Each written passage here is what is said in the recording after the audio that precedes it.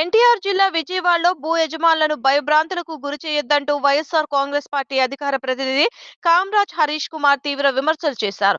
విజయవాడ నగరపాలక సంస్థ town planning అధికారులు కూటమి నేతల డైరెక్షన్ లో పనిచేస్తూ భూ యజమానుల్ని పదే పదే ఇబ్బందులకు గురి చేస్తున్నారని ఆరోపించారు.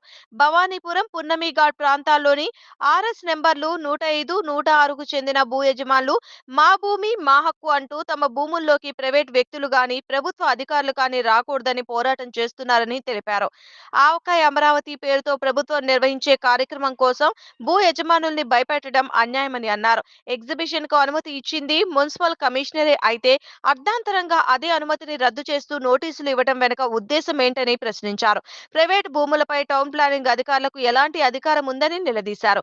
ఈ వ్యవహారంపై స్థానిక ఎమ్మెల్యే, ఎంపీలు వెంటనే స్పందించి భూ యజమానులకు న్యాయం చేయాలని డిమాండ్ చేశారు. మరి పున్నమి ఘాట్లో ఉన్నటువంటి స్థలాలు, ఆ యొక్క యజమానులు ఈ స్థలాలు మావి, దీంట్లో ప్రైవేటు కార్యక్రమాలు నిర్వహించడానికి వీలు లేదు, దీని మీద మాకే హక్కు ఉందని చెప్పేసి పోరాటం చేయాల్సినటువంటి పరిస్థితి ఎందుకు వచ్చిందని చెప్పేసి ఈ యొక్క కూటమి ప్రభుత్వాన్ని ప్రశ్నిస్తూ ఉన్నాం. ఈ కూటమి ప్రభుత్వంలో పనిచేస్తున్నటువంటి అధికారులు కూటమి కార్యకర్తల్లాగా వ్యవహరిస్తున్నారని చెప్పేసి ఈ సందర్భంగా తెలియజేస్తూ ఉన్నాం. ఎందుకంటున్నామంటే ఈ మాట, ఆవకాయ్ అమరావతి పేరుతో ఒక కార్యక్రమం నిర్వహించుకునేందుకు అక్కడ పున్నమి ఘాట్లో ఉన్నటువంటి ప్రైవేటు వ్యక్తుల యొక్క, సామాన్య వ్యక్తుల యొక్క ఆస్తుల, ఆ యొక్క ఎవరైతే ఆస్తులు ఉన్నాయో ఆ స్థలాల్లో ఆ కార్యక్రమం నిర్వహించుకోవడం కోసం ఎవరైతే భూ యజమాని ఉన్నాడో అతని పర్మిషన్ లేకుండా ఎక్కడికక్కడ గోతులు తవ్వుతున్నారు. ఏ విధంగా గోతులు తవ్వుతున్నారంటే ఇదిగోండి, మరి ఈ రకంగా అక్కడ గోతులు తవ్వుతూ ఉన్నారు. అక్కడేమో ఆ యొక్క భూ యజమానులను భయభ్రాంతులకు గురి చేస్తున్నారు. నగరపాలక సంస్థ వాహనాలు, పెద్ద పెద్ద వాహనాలు తీసుకొని వచ్చి, నగరపాలక సంస్థ అధికారులు వచ్చి అక్కడ ఆ యొక్క భూ యజమానులు ఎవరైతే ఉన్నారో వాళ్ళని భయభ్రాంతులకు గురి చేస్తున్నారు. అదేవిధంగా మరి కూటమి నేతలలో, కూటమి ప్రభుత్వంలోనే మరి కూటమి నాయకత్వంలో పనిచేస్తున్నటువంటి ఓ నాయకుడు స్థలం కూడా అక్కడ ఉంది. మరి ఆ నాయకుడిని కూడా భయభ్రాంతులకు గురి చేస్తున్నటువంటి కూటమి అధికారులు ఎవరు చెప్పు చేతుల్లో పనిచేస్తున్నారని చెప్పేసి మేము ప్రశ్నిస్తూ ఉన్నాం. అంటే ఈ యొక్క రాష్ట్రంలో, ఈ యొక్క నగరంలో, ఈ యొక్క జిల్లాలో ఒక సామాన్యుడు ప్రశాంతంగా బతికేటువంటి హక్కు లేదా అని చెప్పేసి ఈ ప్రభుత్వాన్ని ప్రశ్నిస్తూ ఉన్నాం. మరి నిన్న కాక మొన్న చూసాం, కూటమి ప్రభుత్వం హయాంలోనే 42 ప్లాట్ల యజమానులకు అన్యాయంగా మరి ఈ యొక్క అధికారులు పనిచేసినటువంటి పరిస్థితిని కూడా చూసాం.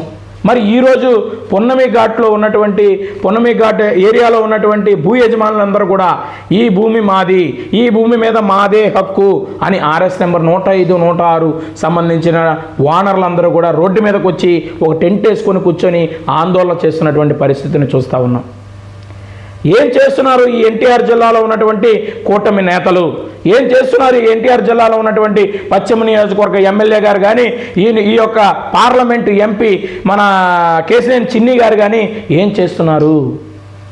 అధికారులతో ఆటాడిస్తూ మరి ఒక ప్రైవేటు స్థలంలో ఎగ్జిబిషన్ పెట్టుకుంటున్నామని, ఎగ్జిబిషన్ నిర్వహించేటువంటి వ్యక్తులు ఎవరైతే ఉన్నారో వారు అన్ని పర్మిషన్లు తెచ్చుకొని ఎగ్జిబిషన్ పెట్టడానికి మొత్తం తయారు చేసుకొని సంసిద్ధంగా ఉంటే అర్ధాంతరంగా వారికి నోటీసులు